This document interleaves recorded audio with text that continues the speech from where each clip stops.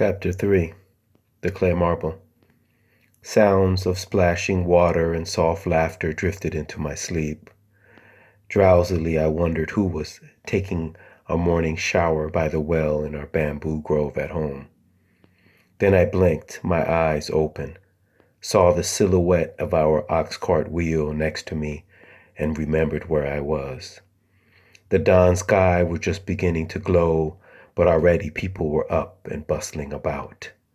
Nia was nearby, tending a cooking fire. Her face was as powdery smooth as a lotus in bloom, and the morning light made her cheeks glow. Mother, too, looked refreshed and relaxed as she helped Nia fan the small fire. Visualize. I folded up my sleeping mat and stashed it in our ox cart. Quietly, I walked over to them and sat down in my mother's lap. With her warmth behind me and the flames in front of me, I felt very snug and secure. "Really, Dara, you're too big to sit like this," Mother said, but she made no move to push me away. Instead, she started to stroke my hair. Nia smiled at us. "Sleep well?" she asked. I nodded, too content to say anything. Mother held me for a while longer, then nudged me aside. "There must be something Dara could help with," she asked Nia. "Well, you could help carry some water back from the well," Nia suggested, smiling at me. "Jontu's there right now." "Jontu?" I asked. "My cousin. You met her last night at dinner." Vaguely, I remembered the girl sitting across the fire from me. But at the time, I had been too engrossed in the steaming white rice to pay her any attention. I had no idea what Jontu looked like. "Don't worry, she'll recognize you," Nia said, laughing, as if guessing my thoughts. She handed me a bucket and waved me off toward the well. I strolled past clusters of people, all busy preparing for a new day. There was nothing to mark one campsite from another, but I could sense where one family's space ended and another's began.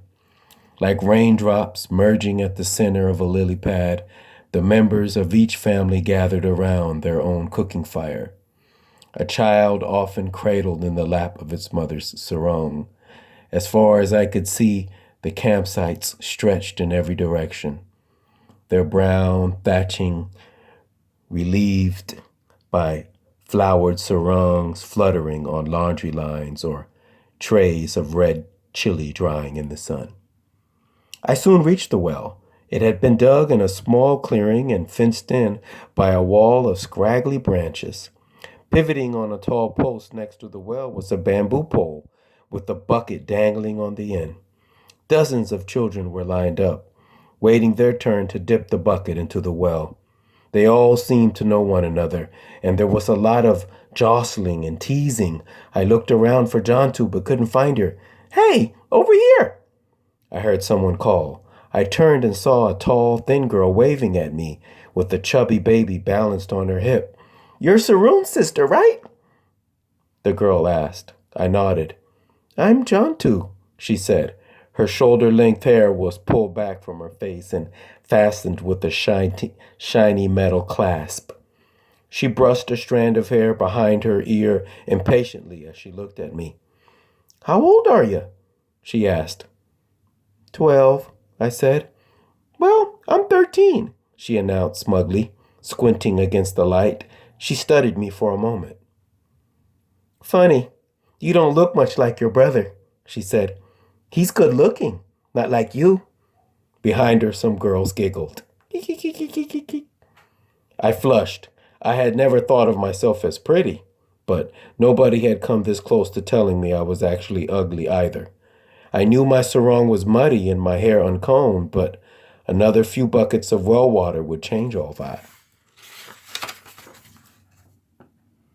I glared at Jontu and she watched me, grinning.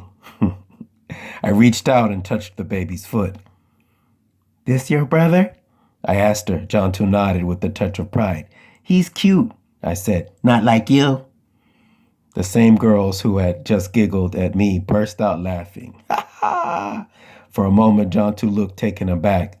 Then she joined in the laughter, her eyes crinkling up. I relaxed. The baby started to squirm, and Jontu shifted him over to her other hip and jiggled him to keep him quiet. He had big round eyes and a thick thatch of shiny black hair. I reached out and tickled him. He squealed in delight. What's his name? I asked. Nebu, but we call him Baby. I take him to the lunch truck every day, Jontu said proudly. That's why he's so chubby. What's the lunch truck? I asked. Jontu studied me a moment.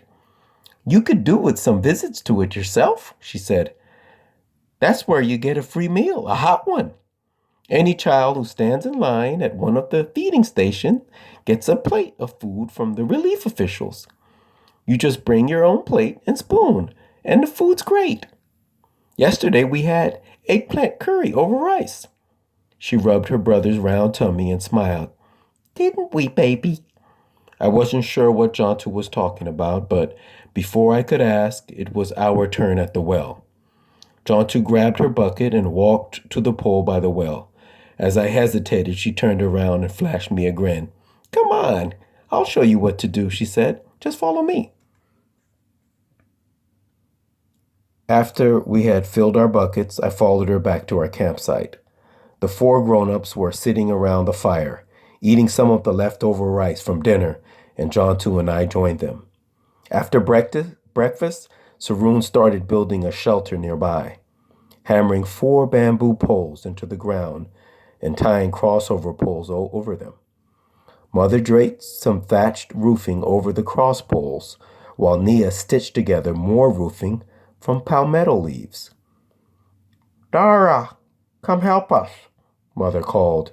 Soon I had strung up a laundry line between our cart and Nia's, and my spare sarong was flapping gaily in the breeze. As a finishing touch, my brother hung a cloth hammock from the branches of a teak sapling nearby and invited Jontu and me to sit on it. As we sat there swinging gently back and forth, I felt that I had settled down quite happily at the border. We were still swinging on the hammock early that afternoon when Jontu sat up and claimed that she could hear the faint rumble of the food truck. Come on, she shouted, jumping off the hammock so abruptly that I nearly fell off. She rushed to her tent and grabbed a tin plate and spoon with one hand and her baby brother with the other. Hurry up, she called, and bring your own plate with you. With that, she was off, running toward the sound of the truck, her brother bouncing up and down on her hip. I picked up my tin plate and spoon and followed her. As we ran, we were joined by dozens of other children. They darted out of tents, from beneath ox carts and down trees, waving spoons and plates in the air as they headed toward the main road. Visualize. From a tent nearby, one little boy emerged clutching a bowl. His trousers slipped down from his waist as he started to run, almost tripping him. For a few steps, he tried to hold on to his trousers as well as the bowl, then gave up and left his trousers on the ground in a heap before continuing, stark naked. I laughed and kept running after Jontu. I could see the food truck now, churning up clouds of dust. It careened down the winding dirt road, stopping next to a signpost that had a big red 3 written on it. Quick! We have to get in line, Jontu shouted. By the time we got to the truck, there was already a big crowd of children there. I held on to Jontu's shirt as we jostled for a place. Under the noonday sun, the string of children wound far across the bare, dusty fields. There must be hundreds of us here, I thought. Most were about 5 or 6 years old, but there were some older children as well. Like Jontu, they often carried a baby on their hip. At the front of the line, 2 huge pots had been unloaded off the truck, and a burly man was ladling out food from them. 2 other men stood nearby. hoisting the empty pots back to the truck and carrying more full ones down the ramp. A young woman in khaki trousers and short hair looked on from the truck, earnestly writing in her red notebook. When my turn finally came, I held out my plate just as all the other children in front of me had done. My mouth watering, I watched the man ladle out a mound of steaming white rice and splash another ladleful of some yellow squash stew over it. Just the smell of that stew, I thought happily, could fill me up and float me away.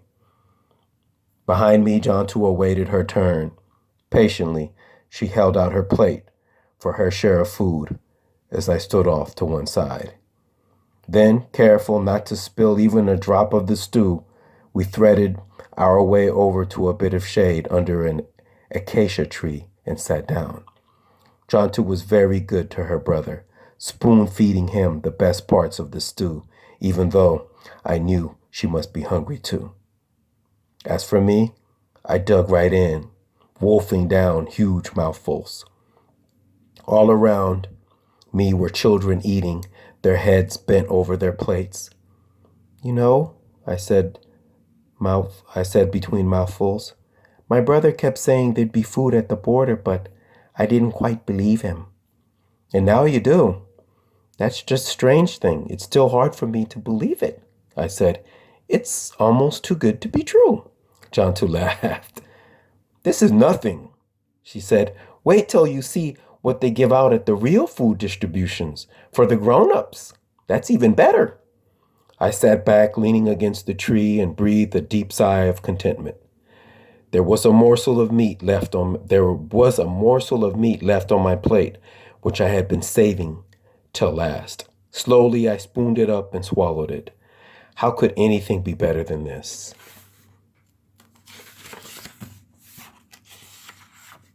That's it.